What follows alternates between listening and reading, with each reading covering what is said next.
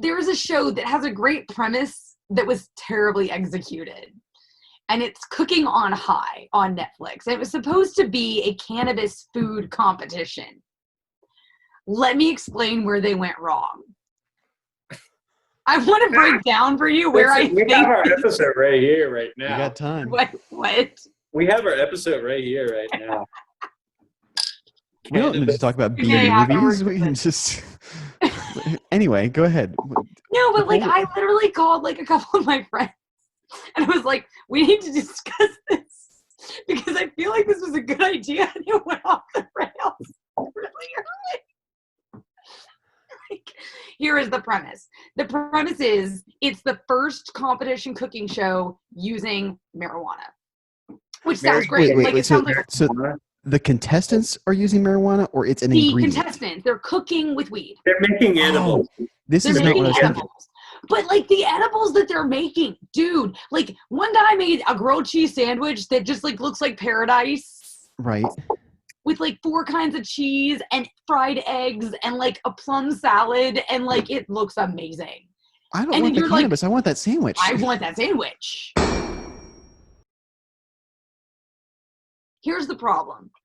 The premise is you have 2 guest judges who are not unfamiliar with pot, who come in to... That's a great way of phrasing that. That's a great way of phrasing that. I know what it is. A cannabis expert who comes in to give you information about the strains being used. Did they bring Snoop Dogg in? No, but not far off, honestly. Okay. So like the problem is you get like the first episode has like somebody who cooks with edibles for like a living. Like she's like a health nut in some state that allows that. And then the other one's like a contestant on Chopped. So they're legit chefs. And they come in and they chefing it up. And the judges, okay, there are 2 problems. Number 1, the judges don't know food.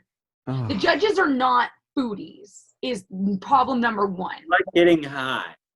They just like getting high. And they come onto the set baked. Oh, problem number 2.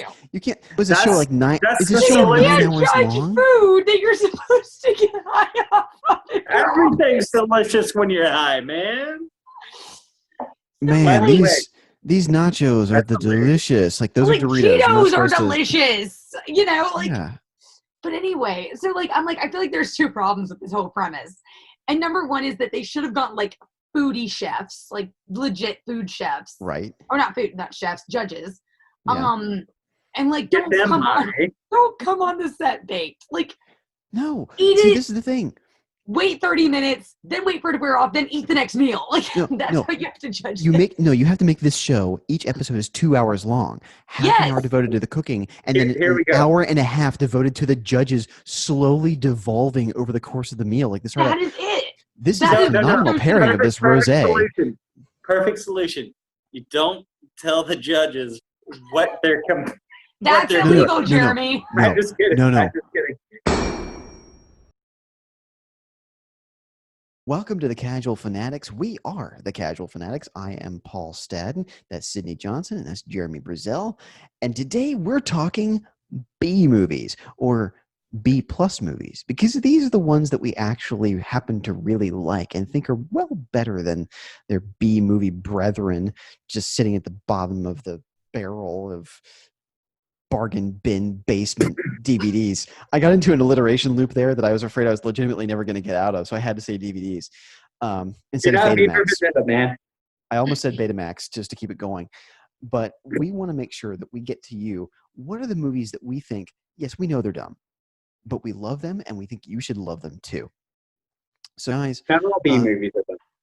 Not all B. No, that's the thing. There are art house B movies like Jeremy and I kind of talked about Eraserhead a little bit ago, which I watched for the first time, and holy crap, the nightmares I had afterwards, epic. But so we all have our guilty pleasure movies, the ones that we know are kind of dumb, but we all love them. And the B movie, the whole thing, the B movies come from, there were double bill movies, like you go to see a double feature, and the movie on the back end of the main run movie that you would go see would be kind of like the B side of a single. You have the B movie that would come afterwards. So they were usually lower budget, not as well done. But there are a lot of art house things that came out, art house movies that came out of that, like Eraserhead. Whole auteurs like John Carpenter, who I would consider an auteur because his movies are amazing. And I know some of the people who are big massive fans of I don't know, like Ingmar Bergman would probably have a problem with me saying that, but heck with them. My favorite B movies are from John Carpenter. Now, we're talking about the same stuff, aren't we? we're probably going to talk about the same stuff. Now, here's the thing. You talked about The Thing the other week, and it got me thinking about how much I love John Carpenter's movies. Not least of which because every single movie he makes, he puts John Carpenter's at the top of every single title. It's always John Carpenter's The Thing, John Carpenter's Christine, John Carpenter's Halloween. John Carpenter's Halloween, yeah. And John Carpenter's The Fog. For the record, if I were a director, I would probably pull some bad. Why not? He can. He kind of took the Hitchcock, Alfred Hitchcock Presents. Mm-hmm. Mm-hmm. That's really man's a genius. Yeah. My favorite. Okay. Usually, when people pick like their favorite John Carpenter movie, I think the really popular choice now is Big Trouble in Little China, and I like that movie, but for me, it's always going to be Escape from New York. I adore because Escape from New York is everything that's great about a B movie. There are no, at least at the time, A-list actors in that movie. They're all people who are on the downside of their career or going up. You have Kurt Russell, who was trying to get rid of his soft Disney image from the 60s and 70s because he had just done the voice for The Fox and the Hound before being Snake Plissken, which is amazing. And then you have people like Donald Pleasance. You have Ernest Borgnine.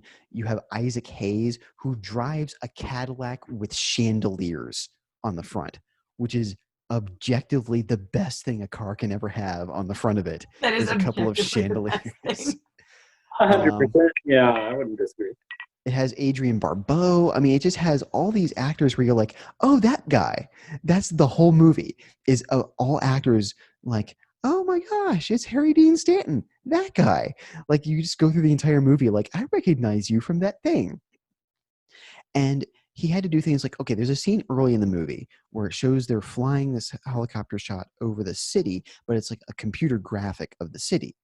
Now, the thing is, they didn't have the budget to get somebody to render a city in a computer, like for Tron. So what they did was they took like holographic tape. Well, Tron had plenty of CG in it, but it also had a lot of hand-drawn animation because Steven Lisberger was an incredible animator, and his team are incredible animators. So there's stuff that you can't tell whether it's CG or animated. And a lot of it is actually rotoscoped. So yeah, they had incredible artists on staff.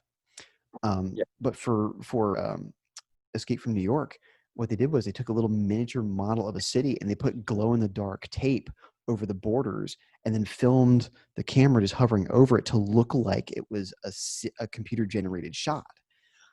So they did all these kinds of things. And to me, that's what typifies a B movie, is you do something that looks complicated with an incredibly low budget, and you figure out how to do it with, without the incredibly expensive computer graphics. A lot of this came out of like the art house Italian cinema of the 1960s, where you would have these close-up shots underneath of a street light, and that was your lighting. And it creates this cool mood. It's cheap, but it's also really effective. And when you have somebody like a David Lynch who understands how to use these limited things in a way that is effective for the story that they're trying to tell, that's a really compelling thing. And I actually like seeing people who are limited by budget to see what their imagination can create. And well, it's like early Christopher Nolan with Following and with Memento, particularly. Yes. Mm-hmm. They took these small budgets and create these crazy worlds that wouldn't exist in any other mind but their own. So. Exactly. And that's the genius of these people, is that they can pull you in, and it's not about how much money they're spending or throwing at the screen, is that they understand the effect of the thing. I don't know how much it costs David Lynch to make the weird, creepy, sheep-looking baby in Eraserhead, but it is one of the most haunting effects I've ever seen in a movie. Obviously you have movies that cost $300 million, like Avengers Endgame, and it's a fun movie to watch, but nothing has stuck with me I've seen in a long time like Eraserhead. It's because it defies explanation. It defies analysis. I tried reading analyses about that movie afterwards, and everybody's like, yeah, it's true. It's true. There are elements of becoming a parent. The baby being kind of a symbol, actually, for his own daughter Jessica. Talking about kind of the horrors that parents face when they first have a baby, and kind of what the baby does to you, and the horror of the baby kind of being a physical manifestation of that feeling of loss of freedom, of loss of independence. I still can't. Yeah, go ahead. Have either of y'all watched Twin Peaks? I tried. I tried to too. It's a tough watch. Yeah, no, like first season it is very normal. Second season, it starts descending into some type of madness. But last year, or was it last year, or was it 20 years ago? It's been a couple of years ago. Yeah. We finally got season 3 of Twin Peaks, and somehow they were able to get it, managed to get it exactly on the timing of a date that they said in the season 2 of that show. But the trip that David Lynch is able to take you on through the first several episodes of that, it's like, I don't understand what's going on, but I'm going on for this ride. Right. Well, that's David Lynch. I couldn't get into it. I wish I could say that I did, but that was a tough one. It's one of the few mystery stories that I really gravitated towards. So. I mean, I liked it, but it was so esoteric, and some of the acting is very, very cheesy in it, I think, by design. And David Lynch does weird things. Like there was a scene in one of the episodes where one of the actors calls one of the other actors by the real name by accident, and he leaves it in, and he leaves the visible confusion of the actors. Like, that's not Steve. Like, they do that, and he does stuff like that. Yeah, because by the way, speaking of David Lynch, Google David Lynch, the angriest dog in the world. He does a comic strip called The Angriest Dog in the World. And it's the same panels every time, except the last one has a different speech balloon coming from inside the house. It's the weirdest, most compelling. I have read so many of those comics because I'm like, how can he keep this going, keep it compelling? It's David Lynch. He can do it. Trust it. Yeah. Trust me. No. He's one of the best artors of our time. I love him. And the thing is that, and people would probably complain about me using the same word to describe John Carpenter as I would use to describe David Lynch. But I don't think that John Carpenter's movies are any less effective in terms of being able to make me feel something about a world than someone like David Lynch or David Cronenberg or Christopher Nolan or anybody. Well, like the biggest thing about him is he took the B movie and turned it pop. You know, who else has done that? Like who else has had pop, huge AAA budget versions, remakes of his movies that were originally B movies, such as Mr. and Mrs. Smith, Mm-hmm. No, that movie. And the original is so much better than the remake. Right. I did not know there was an original. Mm-hmm. That's John Carpenter for you. But I can believe it was better.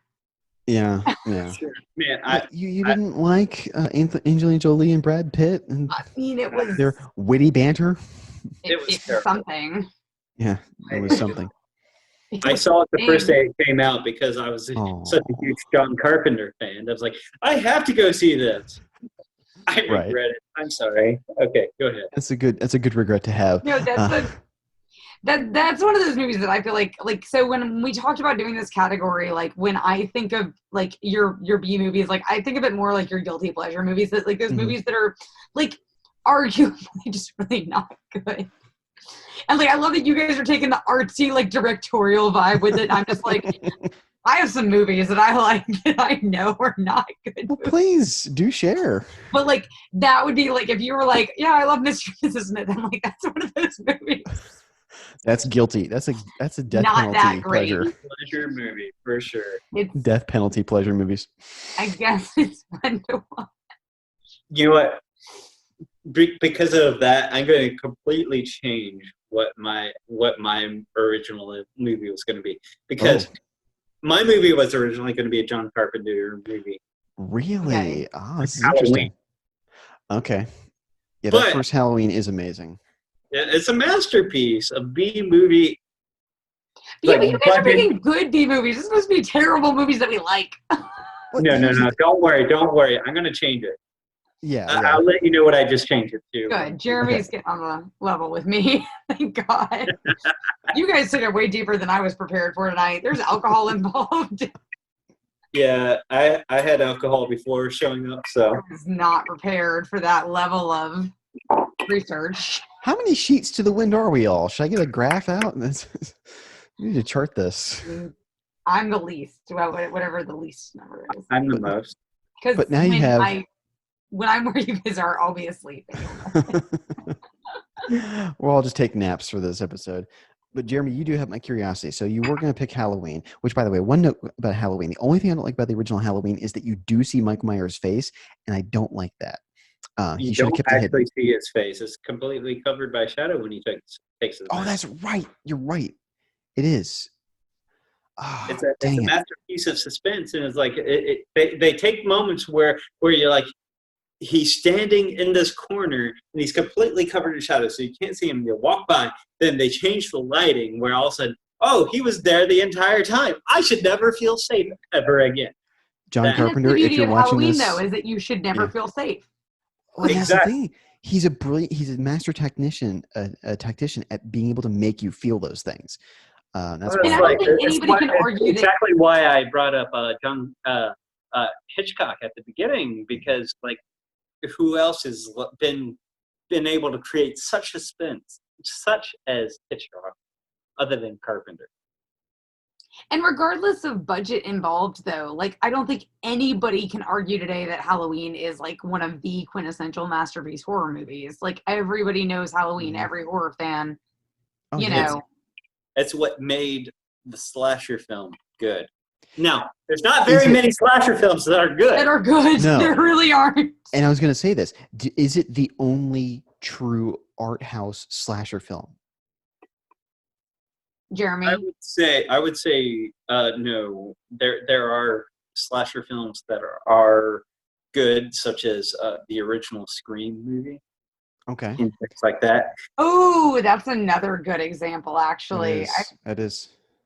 I Wes Craven, I have a history with Scream, the original Scream. So Wes Craven was a Oh, yeah. fantastic handler of budget and creating horror Mhm. within budget, because before that he had Freddy Krueger and Yeah. Nightmare on Elm Street, and look at those early Nightmare on Elm Streets, and you can see that he didn't have. Didn't we- much to did work we talk in an episode about how cringy Paul was like, I rewatched it and it's real cringy. Yeah. Now here's the thing. I will defend Wes Craven's New Nightmare to my dying breath. I think that is genuinely the best movie in the series. Not only did it get the original cast without Johnny Depp, of course, because by that point he was becoming bigger. He was probably on his way to do Donnie Brasco shootings or something like that. What was he actually bigger at that point, or was he doing by Secret Window by that point? By 1994, he'd already done Edward Scissorhands. He was already starting to kind of creep his way up. He was still the guy who was just choosing whatever he wanted. By the Still is the guy. by the point of Secret Window, he was considered like box office like poison, because his movies were doing so terribly in the box office. So Well, that's really not by late that 90s. That's really late 90s. He had a shining moment with Donnie Brasco, but his kind of the way that people looked at him was that he did neat, weird movies. He was the kid who did 21 Jump Street, and he was famous because of that. And he was able to choose his own projects, and he did some bigger movies. He did Sleepy Hollow. He did From Hell, but he From wasn't. Hell was actually a great movie. It is. From But Hell did terribly at the box office. It's a It great did. movie. But it's a great movie. That's the thing. He did like Ninth Gate That movies thing that was weird. he did movies Like, that people liked that said these are great movies, but they didn't But make a they lot of don't money do well commercially. until 2003 with Pirates of the Caribbean, which made all the money. And then suddenly everybody was like, hey, here's this amazing 40-year-old guy who really we should be putting in a lot more movies. And Tim Burton said, I got him. Don't worry. And I threw guess him into everything. I guess technically, like Secret Window, I think it was 2001, something like that. Secret Window, I think, was earlier than that. I want to say it was in the mid-90s. But anyway, so Wes Craven's New Nightmare is an amazing movie. I want to go on a Johnny Depp tangent now, but go ahead. So many just really weird Johnny Depp films. Right. Let's talk about Amber Heard for a minute. But yeah, Wes Craven's New Nightmare got the original cast back together. It was a fantastic entry in the series, and I actually think you can skip every Freddy Krueger movie between the first Nightmare on Elm Street and Wes Craven's New Nightmare. I think everyone, Freddy 2 and Freddy Into Dreams, whatever it was, and then Freddy 3, all that is skippable. But you watch that first one and you watch Wes Craven's New Nightmare, and those are the two quintessential Freddy Krueger movies. Because here's to that. I actually 100%, but go ahead. Yeah, exactly. Because wait, you 100% agree or disagree? Agree. 100% agree. Okay. Yeah. For sure. Come here, Puck. Most of the Nightmare on Elm Street movies after the first one were absolutely terrible. Oh gosh. But the one that was horror sequels that are terrible, Jeremy, really? It's the quintessential poison of the horror genre. It is fun though to watch I think it's the second one, which was Into Dreams, Freddy Into Dreams in the mental hospital, to see a young Lawrence Fishburne as the orderly, credited as Larry Fishburne. I know this off the top of my head because it's stuck in my head all these years. After watching that, I'm like, that's Lawrence Fishburne. What is he doing here? You were in Apocalypse Now. You wanna I have a funny real quick aside about Lawrence Fishburne for a second. Because this is all tangents tonight, so it's fine. It's just a tangent night. He's a main character in Hannibal, the series. And I had been watching Hannibal. Yeah. He's the FBI isn't he? I think. Am I wrong, Jeremy? I don't remember. I haven't watched it in a while. I'm gonna double check just to make sure I'm not insane. The main thing I remember him like being popular nowadays for is John Wick 2 and 3. Right. Because he had the Matrix. Well, you go. I may tell a story. Let me make sure I'm not. Yeah. That's why I was like today, because of course he had the Matrix, which is where he's most famous from. Right. So I will say this for Nightmare on Elm Street, the first one, it was effective at making you feel the fear and confusion of when are they asleep, when are they not. Some cheesy effects aside, there are two effects in the entire movie that are cheesy and I would like to see redone, actually, honestly. The first one, and most important one, probably being when he has Freddy's arms are extending out goofily in the one dream. Yes. See, that's the reaction. Clearly tells like just these springs just stretching out. It's wonderful. But it looks like you got your answer, Sydney. Yeah. So anyway, he's Jack Crawford who's the FBI leader in Hannibal the series, which he's phenomenal as. And then like I went to a movie night, Jeremy? He's a fantastic actor. He's a fantastic, and he's great in that role. He's just perfect for it. But very different than the Jack Crawford that's usually played in the movies, the Hannibal series movies. You're actually very right about that. What? I mean, you're very right that he is very different from the typical. Yeah, totally different typography, but he just nailed it, in my opinion. And so anyway, I couldn't remember the character's name. I don't know why I couldn't remember. So anyway, I went to like a movie night at like a venue around town with some friends, and they were seeing the movie Passengers with like Jennifer Lawrence and whatever.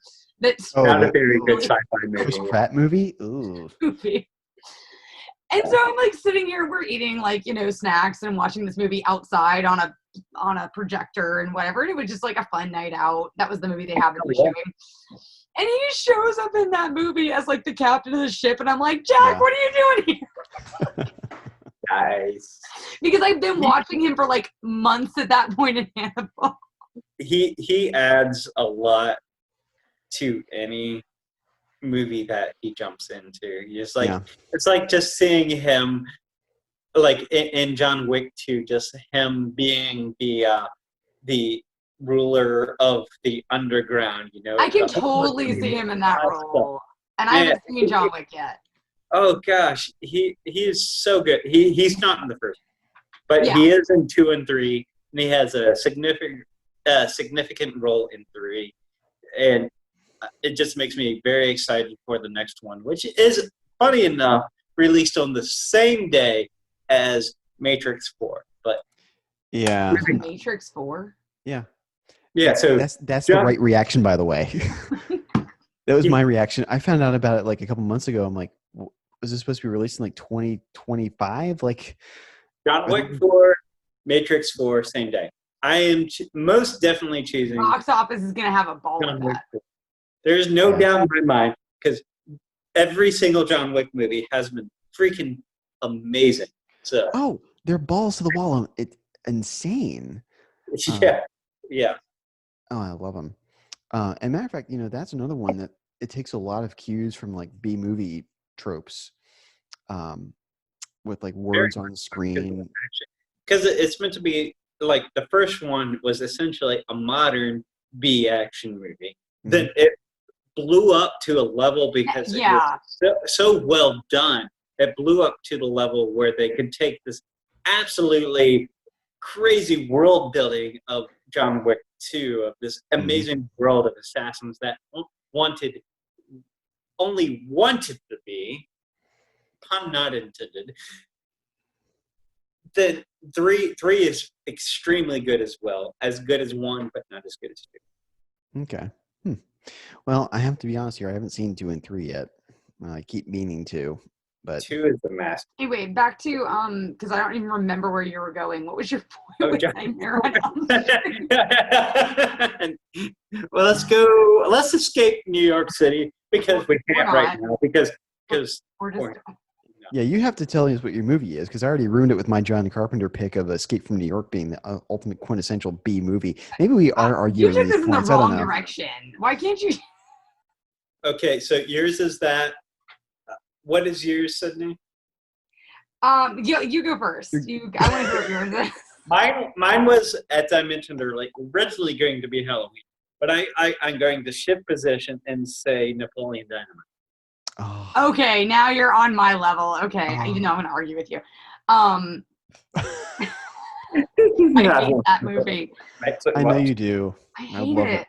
Well, so the one that immediately came to mind when we were texting about this idea is the one that I always like. This is the movie that every time it's on, I watch it. I own it. I enjoy it far too much. Though Scream would be a good second for me, actually. Like I genuinely adore that movie. We may have to talk about Scream a little bit. But mine is Van Helsing with Hugh Jackman. Like forgettable. You know that movie? Like I actually really enjoyed that movie. Like it almost feels like the movie was based more on the anime Van Helsing than the original Dracula novel. Yeah, it does, and I still can't come to terms with like why I love this movie, but I genuinely like guilty pleasure love this movie. Every October, like it's the first thing I throw on the DVD player. Like it's my Halloween movie. Like it's not a good film. Isn't at the end of the movie you see like literal faces in the clouds? Isn't that literally what happens there? It's not a subtle movie. It's not a good movie. No, I enjoyed the movie. It's just a fun. Jeremy, I hope you can help me figure out why we like it, because it's just, to me, I'm like, it's a fun monster movie. It has a little bit of Dracula, like a little bit of all the classic monsters. Yeah. I love the direction they go with Frankenstein, because actually it is more accurate to the novel of Frankenstein the Frankenstein novel, movies. So Yeah. So let's go ahead and go back to New York right quick. Are you going to tell us what your movie is or not, man? I already told you. Oh, that's right, Napoleon Dynamite. This episode is brought to you by Too Much Alcohol. This may be the lost episode. We're going to release this. This is going to be a main run episode. This is going to be our launching off point right here. This is our most watched episode. 14 weeks in quarantine. Humans exist. We We're have not to all see sorry. other people. We jumped away from Napoleon Dynamite so quickly over to talk about Van Helsing, which is an awesome transition. And Jeremy has escaped. I can't even ask him about Napoleon Dynamite now. But Van Helsing, there's the monk character that's like in training, I guess. Interested in science. He's like your Q from Right. He's like your Q from the 007 series. Yes.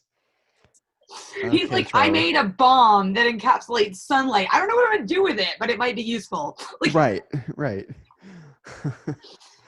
I don't look, and it's not even like Hugh Jackman. I was not even a Hugh Jackman fan at the time.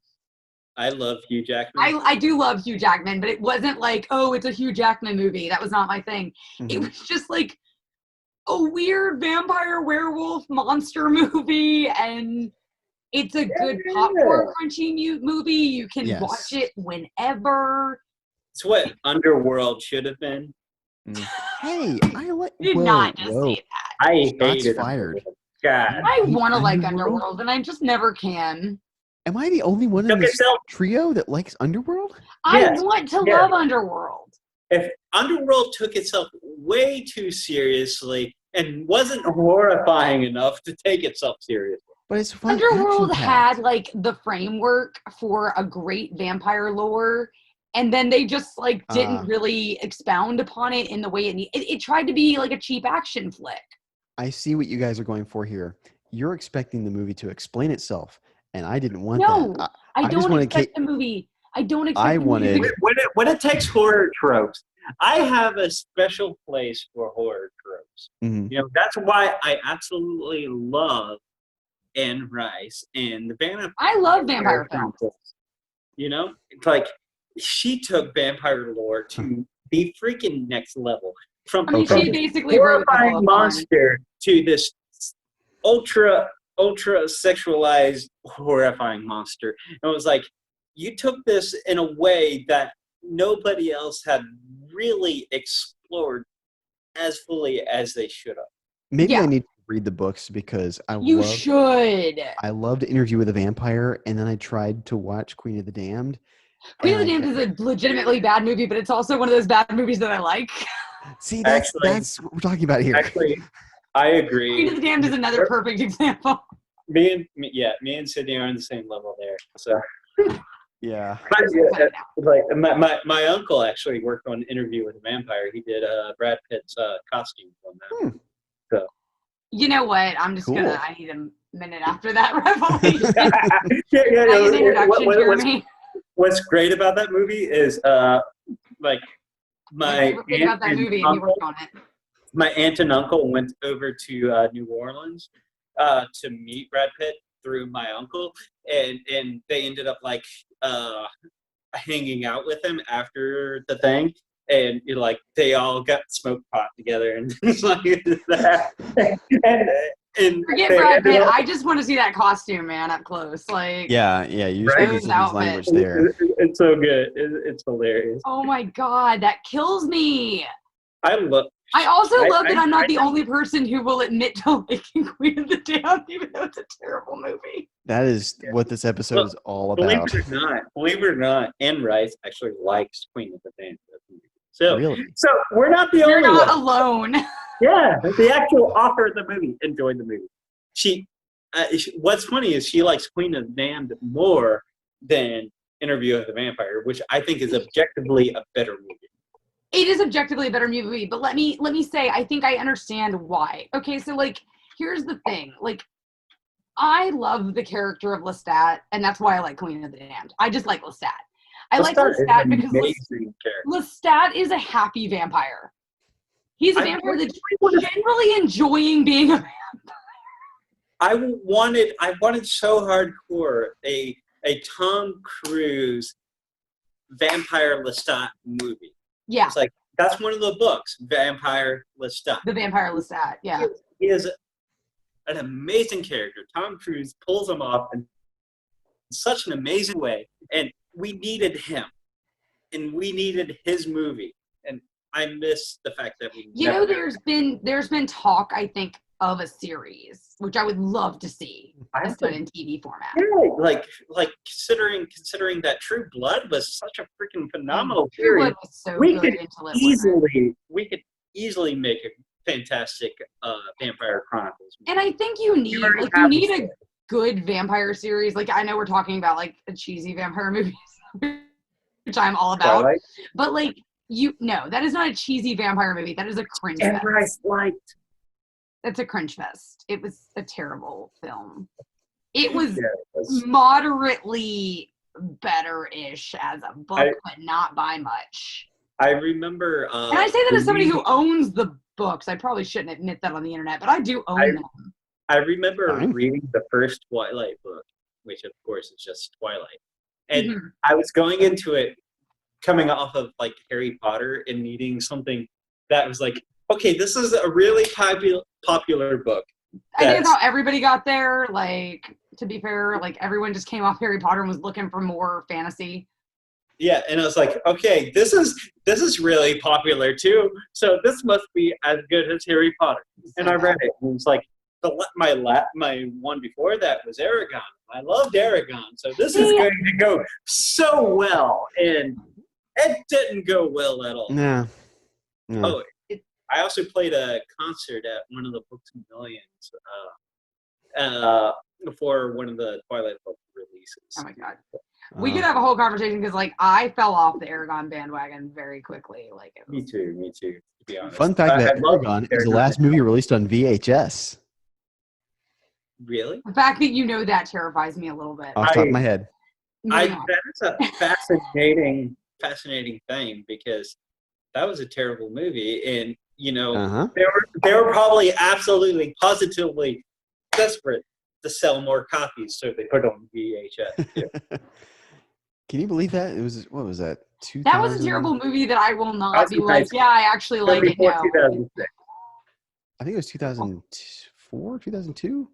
Gosh, I'm usually pretty good with dates, but yeah. I think it was 2003 or 2004. I have the Google. One of those 2 years. I was either a junior or senior in high.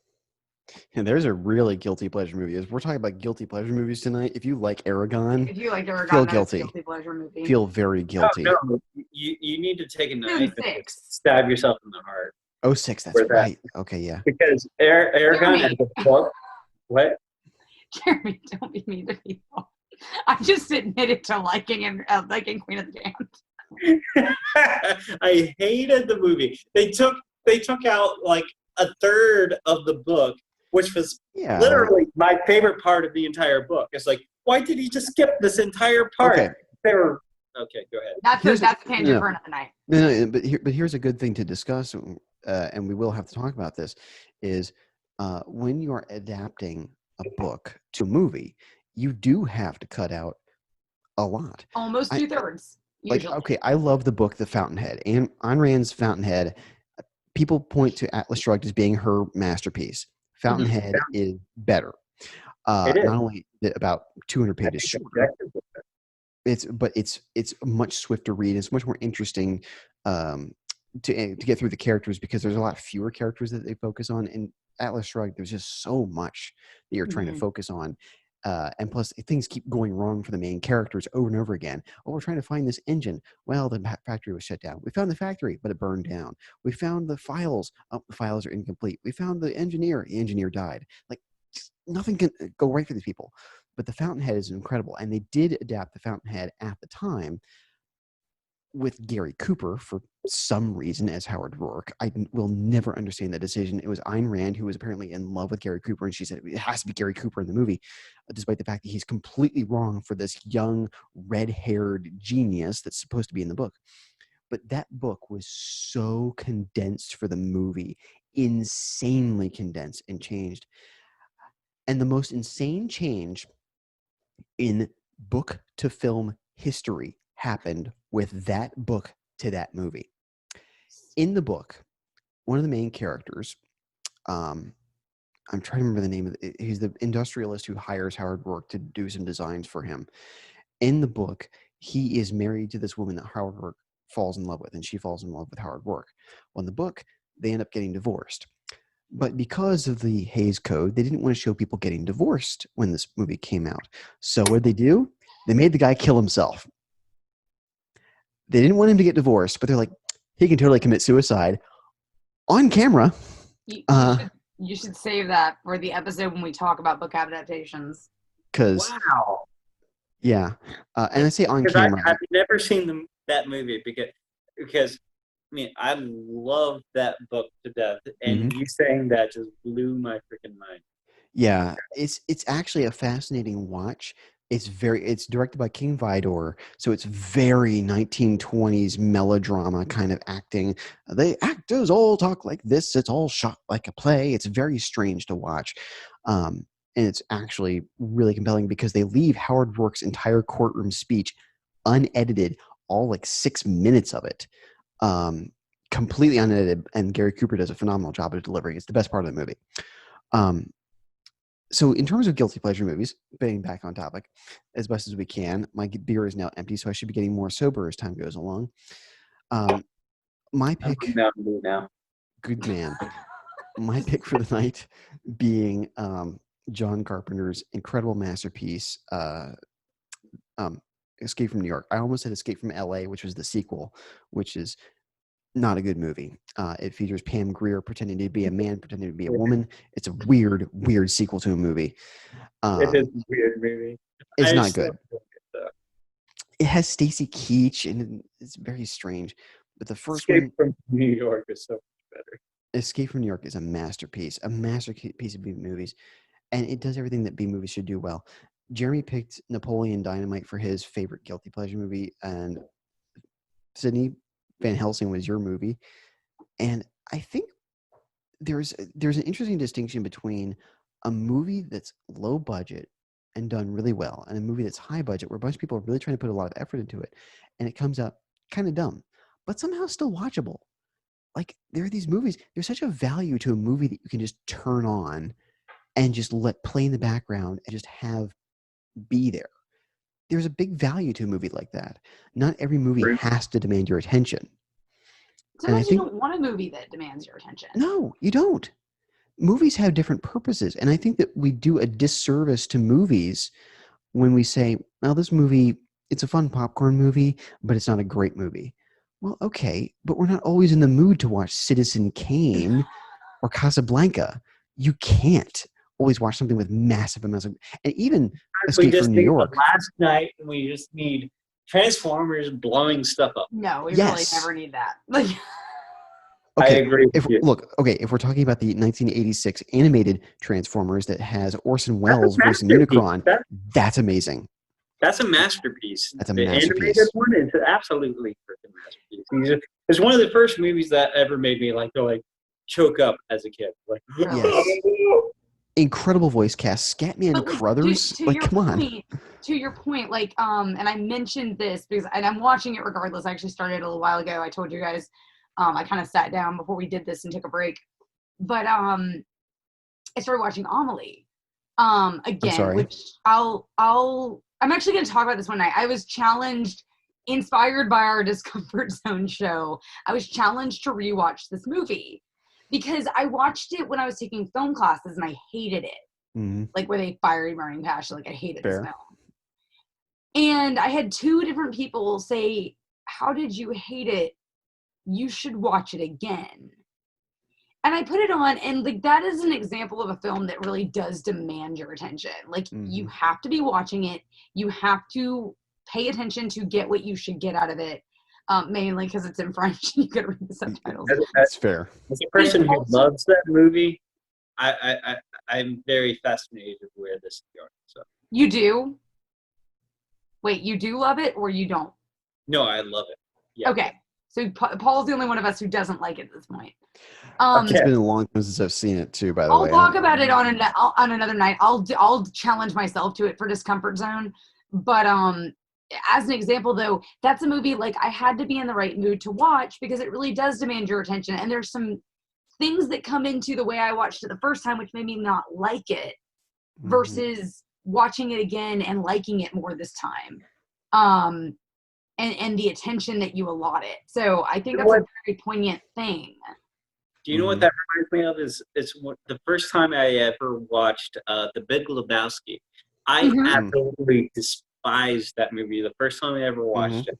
Second time, I thought it was okay. Third time, it is now one of my favorite movies. You've started to understand what people who love The Big Lebowski see. Yeah, I understand it. It's like I went to Lebowski Fest in Pensacola, Florida, and met the guy who trained the people who bowled and stuff like that. So it's like, how did I go from hating something to being like, I want to meet this person who it's really weird how to bowl? This is strange. I have one of these movies too. For me, it's The Dark Knight. When I saw The Dark Knight in the theater, I hated it. Mostly because I was in a theater, I think, with a bunch of sociopaths who found the Joker. I know why you hated it. I've heard this story before. Go on. You have. I was in a theater. Well, there's a theater full of sociopaths who found the Joker hilarious. And I'm like, he just shoved a pencil in that dude's eye. That's horrifying. And so I started projecting my hate of the people around me onto the movie. And then I watched it by myself years later. And I'm like, this is a masterpiece. Which is a shame because that's a masterpiece of a movie. It genuinely is. It is. Actually, I saw that at the midnight showing with the girl I was dating at the time. So I didn't know what was coming up. So I didn't have a chance to laugh at what was happening. I just got to see the horror of what the Joker was. And see, and that's a great experience. I wish that had been my first experience at the Joker. I don't go to theaters anymore. I have like a very firm stance on not seeing movies in theaters anymore. I haven't had good theater experiences in a long time. So I typically wait for movies to come out and I'll watch them at home on my couch. Mostly because like it takes a special movie to make me sit down and watch a movie. Usually I'm like doing other things while I'm watching TV. But the thing about it is, like, when I went to theaters, I found that, like, there were two ideal times to go see a movie, especially a movie like that.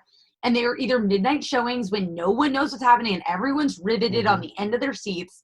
Yep. And they just, like, everybody's quiet, not a cell phone goes off, there's no babies crying. Or, like, the other ideal time to go see, like, a big ticket movie like that was, like, the next day at the first showing in the morning. Right. And the theater is empty. Right. Because if you go at like the popular times, I think you're more apt to have things like you had happen where you have reactions in the theater, you have more noise, you have people who kind of know what's happening. Yeah.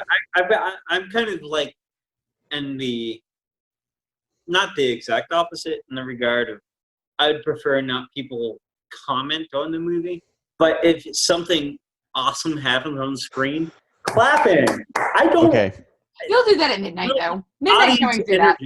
Audience energy is something that I thoroughly enjoy, and that's why I love the theater experience. You'll get this then.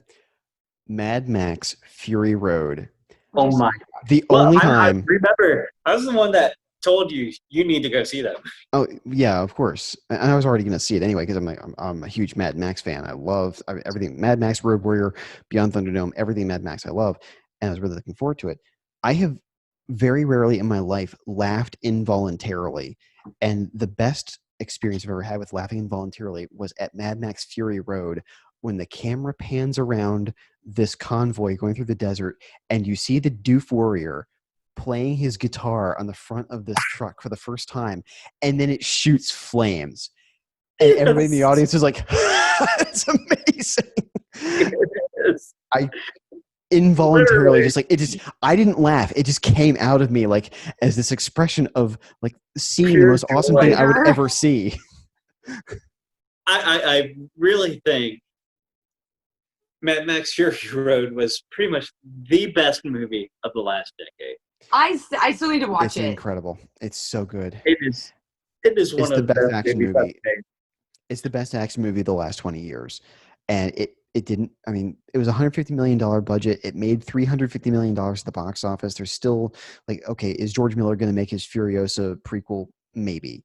You know, there's still Probably. debates, and maybe, I don't know. You already had your comics that came out with that stuff, so I'm not sure I don't know. you'll do it. So it's one of those movies that it's a work of art, and its influence is outsized. The level of patience it took to shoot that is incredible. I don't think most directors have the ability. Like, I'm not sure if George Miller has the energy to be able to make something like that again. Because he's in his 80s now, isn't he? Mm-hmm. He's probably in his 70s. I mean, his first movie was, I believe, Mad Max in 1979. He was a doctor before that. Yeah. He made Mad Max when he was like 40. I mean, yeah, and that was 41 years ago. So, you know, he's an amazing guy, and he's done Happy Feet and Mad Max. Like, these are the things this man does. Two polar opposites. The most different. That's like a Toyota Prius and a Humvee, like the two most different things. I mean, I'll take the Humvee. So Happy Feet has one of the most depressing endings I've ever seen in a movie ever. Yeah. No, that's George Miller. Yeah, that's like being like, I really love this band. Let me go like look at the rest of their work. Anything like a heavy metal band that also did Call Me Maybe. Dexy's Midnight Runners. That's beautiful. It was like, I wonder what else they have. Well, okay, all right. I'll give you a real world example of that. The band Sugar Ray. I don't. Oh God, yeah. You went from like heavy metal to hip hop almost. Dude, they were like serious, like hardcore punk almost, like Suicidal Tendencies level. And then they do I Just Want to Fly because it gets them on the radio. Like, this is the same band. Yeah.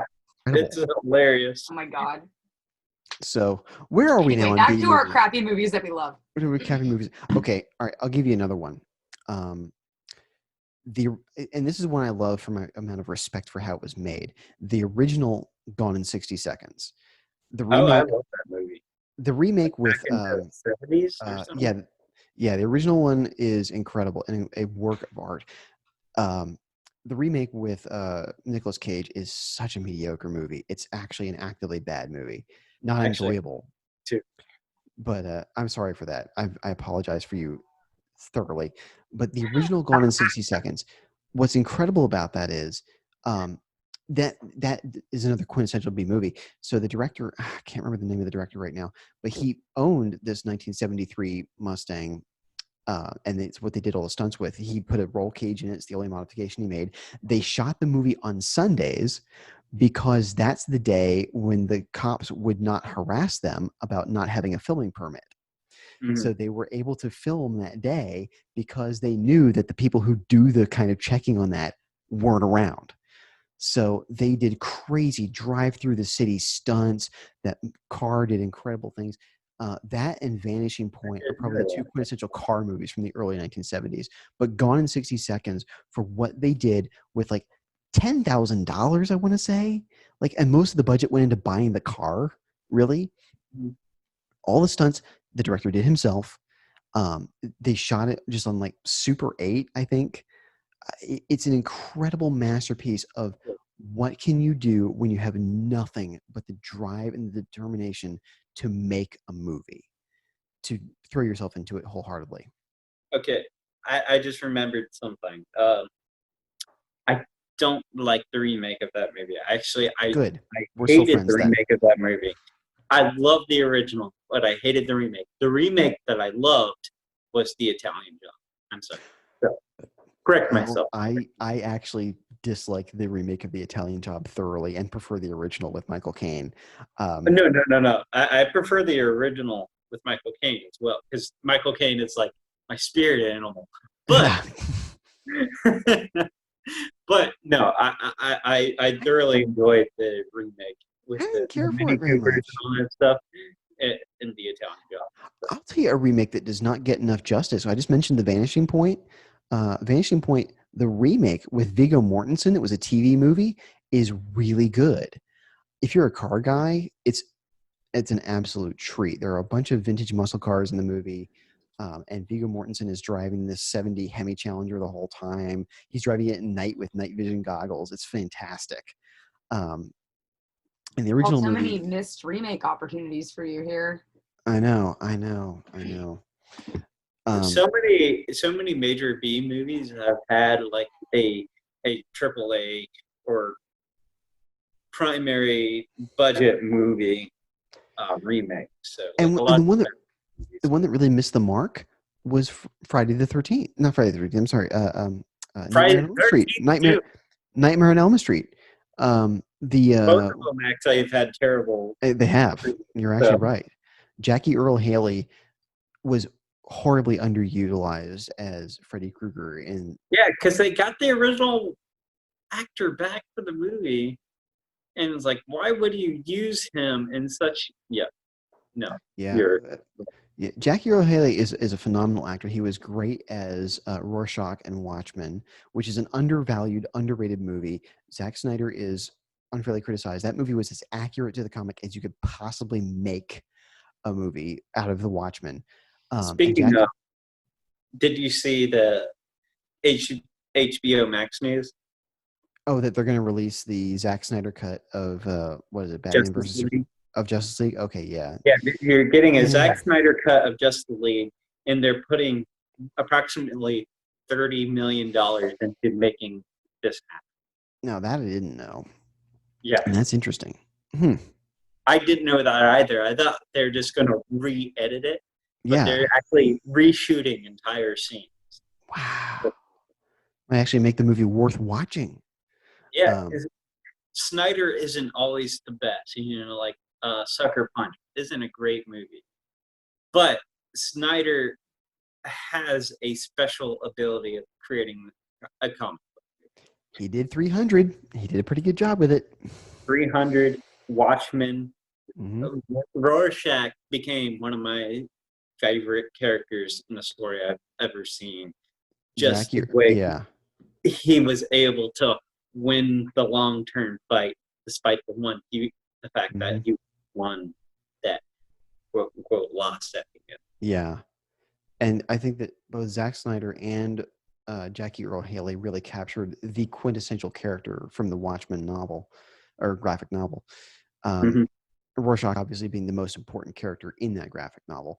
And I think Jackie Earle Haley was the man to do it. He was not the man to take over Freddy Krueger for the Nightmare on Elm Street remake, which shouldn't have been made. Because I think the thing is they already did remake Nightmare on Elm Street with Wes Craven's New Nightmare. Yeah, I think that already is as close to a remake as should have been allowed. I think that Halloween, the Rob Zombie produced version, shouldn't exist. I agree. You have perfection in the original. Why do that? What is it about great B movies that people are like, hey, we know this movie is really beloved. Let's make it again. Like, why?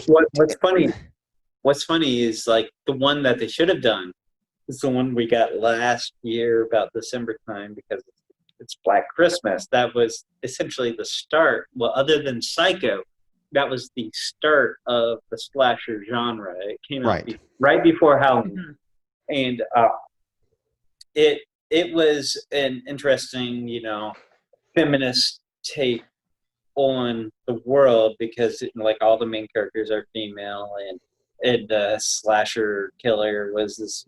Yeah, but skipping that part, the modern remake was still terrible. It was not a very good movie, and it's like that's a movie. Black Christmas is a movie that deserves a good remake because the original wasn't as good as it should have been, despite how innovative of a movie as it was.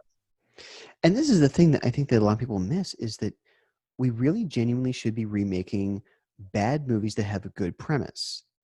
I don't know why we keep remaking. We don't need to modernize movies. People need to modernize. No, you don't. I argued about King Kong in the last episode that we did. there are things that you don't need to bring to the 21st century, but there are movies that do deserve, I think, in terms of they did something effective. One of the best examples I can think of this is Manos: The Hands of Fate, which is a terrible movie. One of the worst movies of all time. Well, it's generally at the top for worst movies. It's a great Mystery Science Theater 3000 episode. I have the Manos: The Hands of Fate DVD, not the Mystery Science Theater episode, although I do have that as well. I mean Manos: The Hands of Fate on Blu-ray. Yeah. And the thing is, it's a really effective, simple story. This couple gets lost on their way on vacation with their daughter, and they end up at this lodge through like this creepy desert that guides them along to this valley lodge. Like they can't escape, and it forces them into this place. And there's this creepy caretaker who keeps talking about the master who's going to come back. And spookier and creepier, weirder things keep happening. It turns out that there is this place where these wives of the master are held in suspended animation, and the master wakes up and he ends up like killing Torgo, and then the guy who came with his wife, he ends up being the new caretaker, and his wife and daughter end up being wives of the master. And it's a really creepy, weird ending, like genuinely effectively creepy, weird ending, a twist I didn't see coming.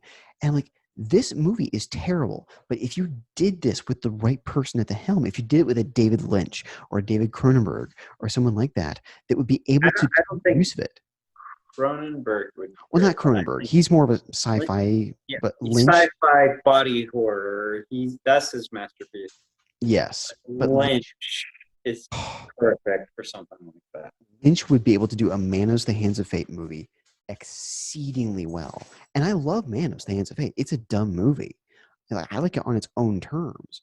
It was made by and Hal Warren was probably not a fertilizer salesman. There's a whole thing about how he was probably conflated with another Hal Warren that lived in the area at the time. But it's true that, yeah, he did make the movie kind of on bet, and yeah, just grabbed as many people as he could. And yeah, 3 people did commit suicide after the movie was released because it did so poorly and had such a bad release. That happened, including John Reynolds, the guy who played Torgo, who died of a drug overdose. It was probably suicide. Yeah, the stuff that happened after that movie was released was dark, but it deserves. A lot of movies that are like cursed movies, why I forget. Pretty much a lot of horror movies throughout the years, yeah, have been in quote unquote cursed movies where a lot of people die afterward. There's a lot of bad horror movies. Yeah, that's true. But yeah, these cursed movie sets, and it does add to the mystique of the movie. Sadly, I think that the circumstances surrounding a movie do matter, and they do factor in. You look back at movies like Hexen from the 1920s, which is one of the early, really true horror movies that I can't actually watch. And feel free to Google images from Hexen, by the way, if you don't want to sleep. Things about what they actually did to get the shots they did. Like, what was the Spielberg movie that happened in the 80s? Why did I forget that movie? It's I'm the horror guy, and I'm forgetting one of the quintessential horror movies. Oh, are you thinking Gremlins? No, Spielberg directed the movie. Spielberg produced Gremlins. They're here. Oh, Poltergeist. Thank you. Yeah, Poltergeist is one of those cursed movies. And it's like one of the big things is, you had that scene with a ton of bones in it. Those weren't plastic bones. Those were real human bones that the people were in. Yeah. And the fact that they used these real human bones, and then a lot of people ended up after that movie who were tied to that movie dying. So that's a whole nother subject. It is. And Poltergeist is an amazing movie. And that's one that shouldn't, don't remake Poltergeist. Don't do that. They did. And it was bad. Oh, you're right. They did. I forgot about that. You made me sad, Jeremy. You made me very sad. Because they take good movies, nearly perfect movies, and try to remake them. like Psycho. They tried to do that with. Oh my god, that was terrible. That wasn't even really a remake. That was with the original script, and they did all the shots except for one. There was one shot that was different in the Psycho remake, and if you've seen the remake, you know what I'm talking about. It's one of the quintessential shots of the entire movie. Yeah. Yeah, when Vince Vaughn's as Norman Bates. There's the first problem right there. Yes, it was a problem, and You, he masturbates. yeah. Why, Gus Van Sant? Why did you put that in your Psycho reimagining? Flea from Red Hot Chili Peppers is in that movie, by the way. Why? Because he was popular in the late 90s. It was 1998. What do you want? 1990s was just this interesting era of terribleness of like particularly like sound editing, since this was the first era of real digital editing. Yeah. It was terrible for sound, and we also got a lot of terrible things along with it. Like 90s, like a lot of people go back to the 90s movies, 90s action movies, and it's like I don't have a lot of sympathy for a lot of the things that we got out of the 90s. Like even though it's actually one of my favorite eras for music. Mm-hmm. Most things that came out in the 90s, I was not a huge fan. So where have we arrived at tonight? Has I anybody feel like we're won off anything? on a tangent that A huge tangent. we've Huge tangent. somehow gotten off on remakes again, and because B movies have so many remakes that are terrible. I think that's what it is, that when we talk B movies, we can't help but just get to who did the remake best or worst of this particular B movie. that is not tonight's episode. So we all have a lot of guilty pleasure movies. We all have a lot of dumb B movies that we love. There are a lot of smart B movies as well. Movies that are B+ movies. Movies that really deserve to be given a second chance, really, because I think people have ignored them because they weren't the big blockbuster spectacles of the era. And I think it's a shame. You have a lot of movies like Chronicle, which is directed by Josh Trank, who went on to do the sadly over budget and underdeveloped Fantastic Four movie. But Chronicle is a movie that I think gets overshadowed because of what happened with Fantastic Four after it. So there are so many movies that deserve a second fair shake. Maybe they're done. Like, look, okay, the 2007 Imagi produced Teenage Mutant Ninja Turtles movie, TMNT, the CG one. It's not very good, but I love it. And you know why? Because it's the best bridging of the gap between the comic books, the TV series, and the original movies that you will possibly get. And as a real fan of Teenage Mutant Ninja Turtles, it makes me happy. So there's a guilty pleasure movie right there. And it deserves a second shake, even though Imagi is out of business now and will never make another Teenage Mutant Ninja Turtles anything ever again, which is actually a little bit sad. I made myself sad.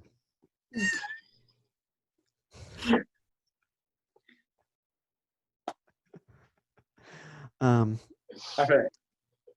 So that's where we arrived at, I guess, is we haven't heard movies. Much. We haven't heard much from you, Sydney, in the last few minutes. So let's hear. No, I think we're good. Is that where the sledgehammer sound's going to come down? Just right there. No, we're not going to hear anything about Van Helsing tonight. I don't. I think we've gone in an entirely different direction. We've heard as much about Van.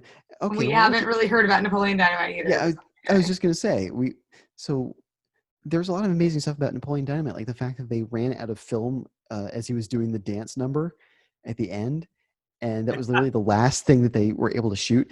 And the fact that the post-credit sequence actually cost more than the entire movie combined, because it was only once it was re-released into theaters, they were able to shoot that wedding scene at the very end. Yeah, I was going to say that was not a part of the original movie. The wedding scene, because the first time I saw it, like there was no post-credit sequence at all. Nope. Yeah, it was just merely a this weird little comedy where you have these awkward misfits who are the main characters who just didn't fit in with any type of culture whatsoever, but they wanted to. So they just found this awkward relationship with each other where they tried to vote, tried to create a little bit of normalcy in their lives. That was largely what Napoleon Dynamite was about, and why it pulled so many people, particularly in like more of the indie community in, because a lot of those people are more of the misfit type person. So it's like they watch the thing where it's like they relate to Napoleon because they just watch their family say things like quesadilla, and they're like, oh my God, that's what my mom says. And they're like, this is exactly how my life is gone. They're like, why are they saying quesadilla? We all know it's quesadilla. So like it's like you have the pet and you have like Tina eat the your llama. food. Eat the Eat food, your Tina. food, please. Like, I just don't want to deal with this. Please do your thing. So you Sydney, have we're going to be quoting this movie a lot over the course of the next few minutes. You're just going to have to deal with it. it's like you got your first job movement where it's like, do the chickens have large talons? Son, Like, I don't understand a word you're saying. do the chicken have large talons? I hate this movie so much. I misplaced my checkbook. Hope you don't mind if I pay you in change. I disagree with Jeremy's point there for a second, because like, look, this movie came out when I was in high school, and everybody, I believe it was high school. What year was it, Paul? 2004, I want to say, is when it was originally run. So I was 14, yeah. So like, everybody loved this movie except for me.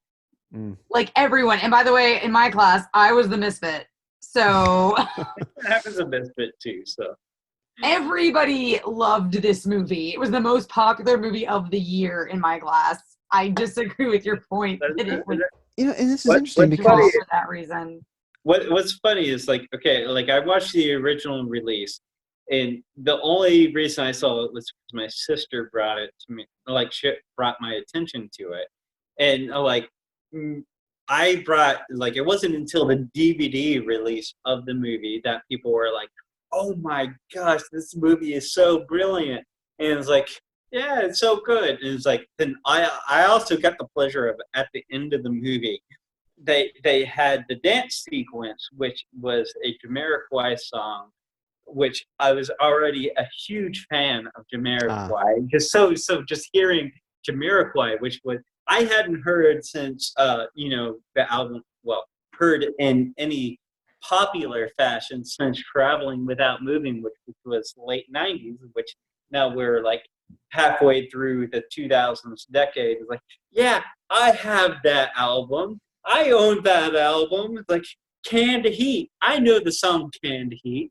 That's a freaking phenomenal song. So I got to hear the song Canned Heat from him, Napoleon Dynamite, doing this absurd dance sequence. And it's like, well, like, one thing that brought me to it, because like at that point, like a lot of what brought people over to Napoleon Dynamite was an ironic attention toward Napoleon Dynamite, where right. like he was this loser character, and you like, ha ha ha, this is some loser on camera. I was like, I'm like looking here, it's like, yeah, this is kind of like my group of friends and how we acted in high school.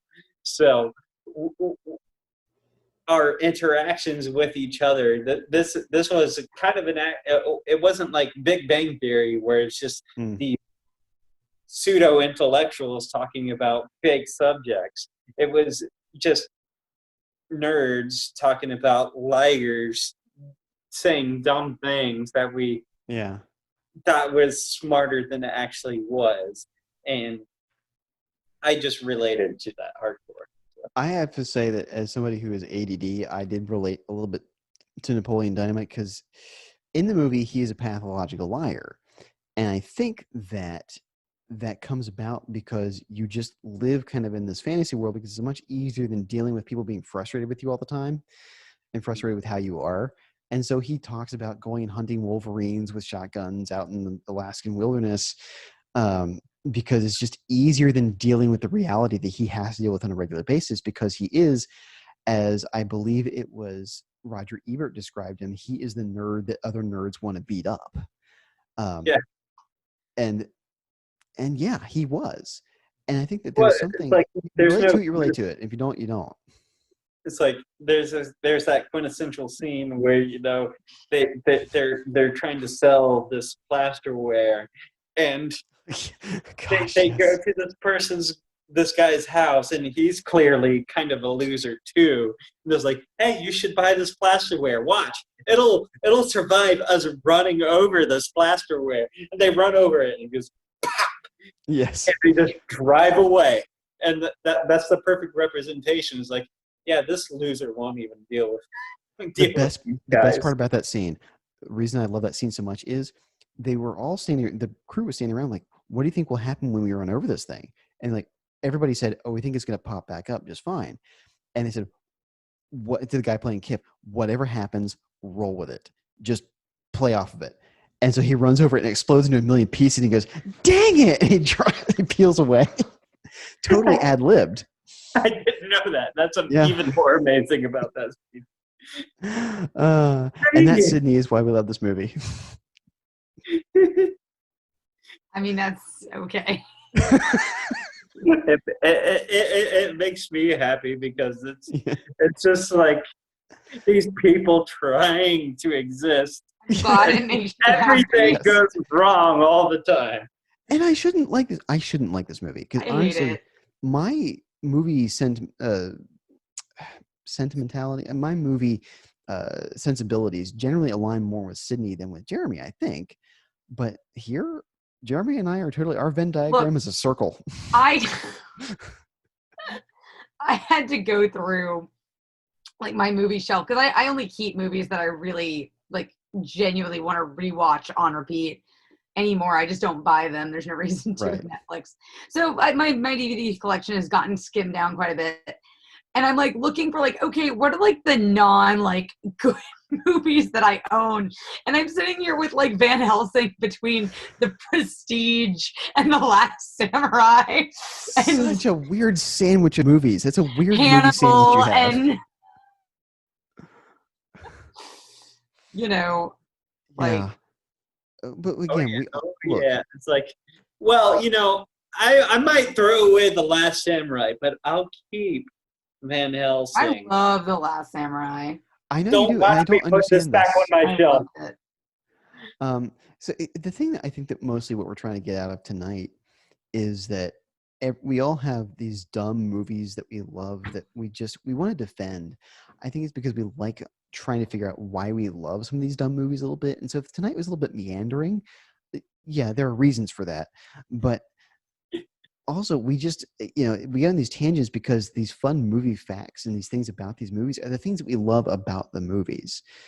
I tried to get Sydney to watch Metropolis a little while ago and found out that is not in her Venn diagram of movies she likes. I watched it. You did. Did you like it? Did you like it? I wouldn't do it again. Okay, there you go. That's kind of where I'm going with that. It's not going on the shelf between Van Helsing and The Last Samurai. It's not going to go. They're not in that order. I was just giving you like a sample square. Mostly because it's not alphabetical. They're actually alphabetized. Yes, they are. V for Vendetta, I think, is on the other side of Van Helsing. Actually, that makes sense. It makes sense. That was the last good movie by the Wachowskis. The Wachowskis, yeah. Mm-hmm. Well, you didn't like Racer X or Speed Racer? I mean, I'd say I did really like Speed Racer. I think that's like the best anime movie ever made. A lot of people like Speed Racer. Paul, you're in the minority there, I think. They like the Wachowskis Speed Racer movie? Oh, maybe not that edition. No, I like Speed Racer the show. Like, I mean, I used to watch it as a kid. Like, just watch the colors and like just get over the fact that everything is very CG because it's meant to be like that anime Okay. feel. Like what it's actually just watch the colors. Just watch It's just an acid trip movie, Paul. It's absolutely. I need a couple more of these to enjoy that movie. It's a fantastic example of non-linear storytelling, and it's very non-linear. The problem with that movie is it has no idea what it wants to be. Does it want to be an adult movie? Does it want to be a kid movie? There's these scenes that are very adult concepts, and then you'll have these goofy scenes with the monkey and the dad. It's a very disjointed. I feel like it's a very disjointed movie.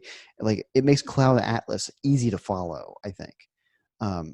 Which another Atlas I hated, but I absolutely love Speed Racer. Did you see Jupiter Ascending? Oh God, that's even worse. I've watched it. It's terrible. That cost as much money as Avengers Endgame. It's terrible. What? Yeah, think about that. They were both $200 million movies. Whoa. Yeah.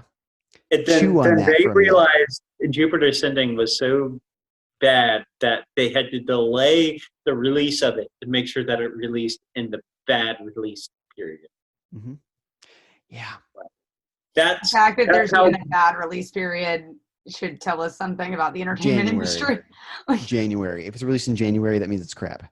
Oh yeah, because it's not a Christmas movie. There's of course, two it's not periods. a holiday. January and September. Those are the two periods of bad movie releases. Except for Color Out of Space. Yeah, we're not looking for you to come up with exceptions, Paul. Well, fair. Color Out of Space, be fair, never had even a national release. No. So this is more of a national release period. It's so true. Particularly like Labor Day. Labor Day weekend is known as the worst weekend in movies of the year. Point is, it's a terrible movie. And what's funny is... And not a terrible movie like Van Helsing where like, yeah, I'll totally own it and keep watching it even though I know it's bad. Yeah. Like I watched it once on Netflix and I was like, how did this get made? Like. And now you own it and you watch it. No, I watched it on Netflix. I don't. Oh, okay. I'm talking about Jupiter Ascending. I watched that one on Netflix. Yeah, Jupiter Ascending was terrible. It's terrible. What's funny is they used to... I'd watch Van Helsing over Jupiter Ascending. I watched it out of sheer curiosity because it kept coming up in my feed. I'm like, okay, let's see how this goes, and it was okay. It's not good. And out of all these movies, I would watch Escape from New York. Out of all these movies, yes, ever again. So I have to get this fact out. I've been trying to get this fact out for a while because the facts are bursting into my brain right now because the alcohol has released them like a bad combination lock. But they used to bury movies in the summer until Jaws came around and changed all of that and made the summer blockbuster a thing back in 1976. Sorry, I had to say that. True. What's wonderful is like people don't realize a horror movie was the first summer blockbuster ever made. Yes, an incredible movie Jaws is. So did we arrive anywhere? Did tonight go? No. In a path? I was the one who calls it out. Tonight's storytelling path was like trying to figure out a redneck's family tree. Too many twists and turns and loops. So I was waiting for Jeremy to get that. So the lesson out of tonight is just go watch Escape from New York and chase it up with Van Helsing, and you'll have the perfect combo of movies that exist in time and space. Don't do that.